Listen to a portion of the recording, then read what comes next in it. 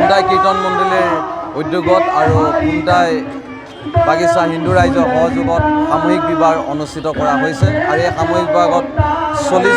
40 যোৰা দৰা কইনাৰ ইয়াত বিবাহ সম্পন্ন কৰা হৈছে যিহেতু খুমটাই কীৰ্তন মণ্ডলী ইতিমধ্যে 60টা বছৰ অতিক্ৰম কৰিলে আৰু এই 60টা বছৰ মত প্ৰথমটো যিহেতু সোণালী জয়ন্তী বৰ্ষ এই সোণালী জয়ন্তী বৰ্ষত আমি প্ৰথমটো ব্যতিক্ৰমী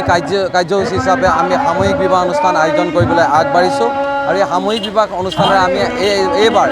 40 যোৰা দৰা কইনাক আমি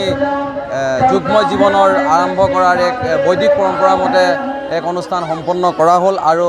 এটা কথা এই মাধ্যমেৰে আপোনালোকক জনাব বিচাৰোঁ কেৱল মাত্ৰ এই অনুষ্ঠানটো নৱপ্ৰজন্মৰ বাবে আমি এক দিশত নৱপ্ৰজন্মকে দেখাব বিচাৰিছোঁ যে যিহেতু ছয়দীয়া গাড়ী পূৰ্বতে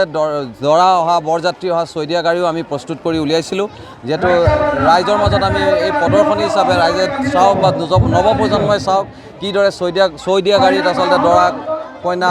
বৰযাত্ৰী আহে বা বিবাহ সম্পন্ন হয় সেই দিশটো আমি ইয়াত প্ৰদৰ্শন কৰিবলৈ চেষ্টা কৰিছোঁ হয় হেৰাই যোৱা এক কলা সংস্কৃতি যিকোনো খবৰৰ বাবে যোগাযোগ কৰক আমাৰ এই নম্বৰত 9181 307 221